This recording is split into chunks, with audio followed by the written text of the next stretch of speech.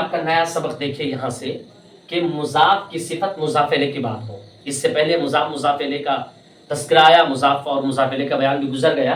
اب آگے یہاں پر مضاف کی صفت مضاف الیہ کی بات ہو تو وہ جملہ بنانے کی کوشش کرتے ہیں. ٹھیک ہے، سمجھیے گا، غور سے سمجھیے گا.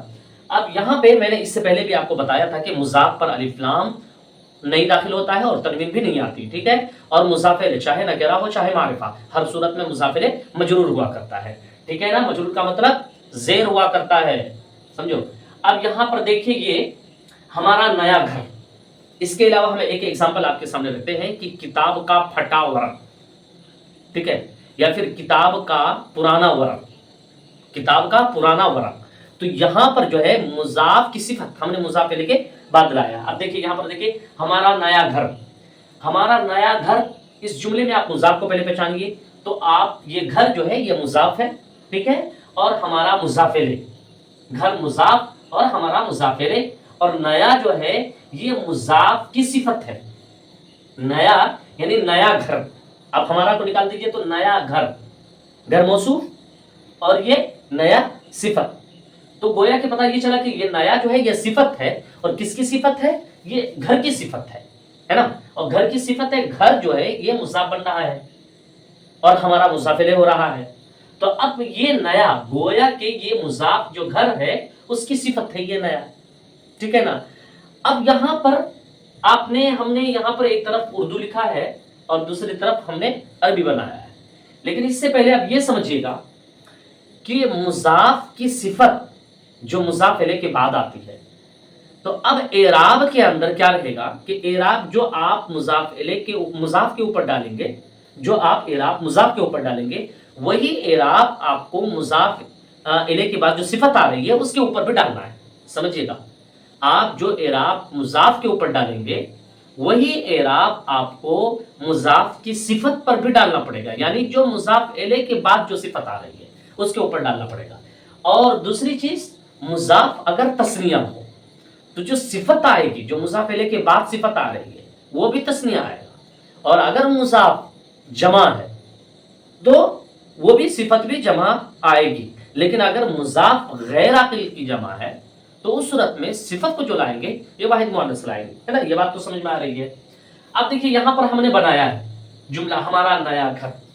ہمارا نیا گھر، یہ دیکھیے یہاں پر بیتنا الجدید ہم نے لکھا ہے، بیتنا الجدید. یہاں پر چونکہ اس لفظ پر عمل کرنے والا کوئی لفظ نہیں ہے، اس سے پہلے کوئی حرف نہیں ہے، اور جب عمل کرنے والا کوئی عامل نہ ہو حرف پر تو وہ ظاہر سی بات ہے اپنا مرفوع کی شکل میں وہ لفظ آیا کرتا. تو بیتنا، بیتو یہ بیت مضاف اور نا ضمیر مضاف الیہ، بیتنا ہمارا گھر. اب یہ جو ہے ہمارا گھر یہ نیا، یہ صفت ہے. صفت کس کی صفت ہے؟ یہ بیت کی صفت ہے. تو بیتنا الجدید ہمارا نیا گھر. یہاں پر الف لام ہم نے صفت کے اندر اس لیے داخل کیا کہ یہ جو بیت یہ مضاف جو بن رہا ہے، مضاف ظاہر سی بات ہے معرفہ ہوتا ہے نا، مضاف معرفہ ہے. تو بیتنا الجدید ہمارا نیا گھر. اسی طریقے سے دیکھیے میرا پرانا آفس، میرا پرانا آفس. تو آفس کی عربی سب سے پہلے ہم آفس کو بنائیں گے. آفس کی عربی کیا؟ مکتبن. مکتبن کا مطلب میز بھی آتا ہے اور آفس بھی آتا ہے. تو اب ہم نے مکتبی، میرا آفس، اور کون سا آفس؟ پرانا آفس. تو مکتبی القدیم، مکتبی القدیم میرا پرانا آفس. ٹھیک ہے. اب یہاں پر دیکھیں ٹیچر کا سب سے بڑا لڑکا، یہ سب سے بڑا جو ہے ہم نے یہاں پر اسم تفضیل کا لفظ استعمال کیا، اکبر کا لفظ استعمال کیا ہے. اب دیکھیے تو یہ ابن کا لفظ اس لیے ہم نے استعمال کیا، یہاں پر ولد کا لفظ نہیں استعمال کیا. ولد جو ہے وہ عام لڑکوں کے لیے آتا ہے یہ عربی، اور ابن جو ہے کسی کے خاص لڑکے کے لیے، اسی وجہ سے آپ بولتے ہیں کہ فلاں بن فلاں. ٹھیک ہے نا. تو وہاں ابن کا لفظ استعمال کرتے ہیں، ولد کا لفظ استعمال نہیں کرتے ہیں. تو اب دیکھیے سب سے پہلے لڑکا کو ہم لے کر کے آئے، لڑکا چونکہ مضاف ہے تو ابن الف لام نہیں داخل کریں گے اس لیے کہ مضاف ہے یہ. تو ابن کا لفظ لے کر کے آیا. ٹیچر مضاف ہے تو ابن المدرسی ہے نا، یہاں پر ہم زیر دے دیں گے ابن المدرسی. اب مدرسی، ابن المدرسی یہ مضاف ہے اس وجہ سے یہاں پر زیر آیا.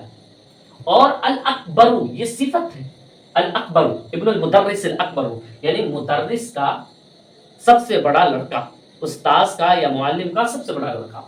اب یہاں پر دیکھیے ہمارے گاؤں کی بڑی مسجد.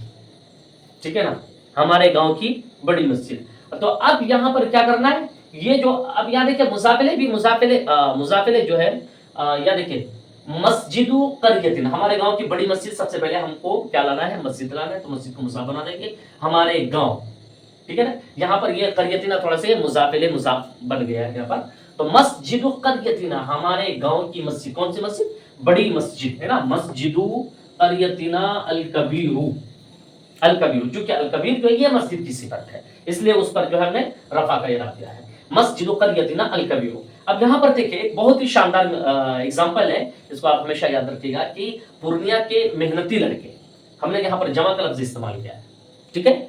तो पूर्णिया के मेहनती लड़के, अब यहाँ पर देखिए सबसे पहले हम लड़के को बनाएंगे, लड़के को मुजाफ बना देंगे, तो वलद जमा औलाद है, तो औलाद हम लेके आ गए, और पूर्णिया के भी पूर्णिया है ना, तो औलाद पूर्णिया अल मुजतहिदून, चूंकि औलाद ये जमा है, औलाद ये जमा है, तो इसलिए हमने मुजतहिदून को भी क्या लाया है, जमा लाया है, इसलिए कि यह मुजाफ की सिफत है, वो मुजाफ की सिफत है, तो उसके बाद आना चाहिए। बात समझ में आ गई भाई, बात समझ में आ गई आप लोगों को?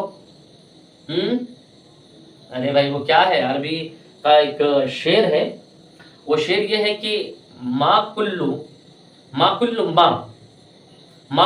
यतमन्ना अल मरउ युद्रिकुहु अतजर रियाहु बिमा ला तश्तही सुफुन, कि हर ख्वाहिशें पूरी नहीं होती और कभी हवा उस सिमत चला करती है जिधर कश्ती को जाना नहीं होता, समझे।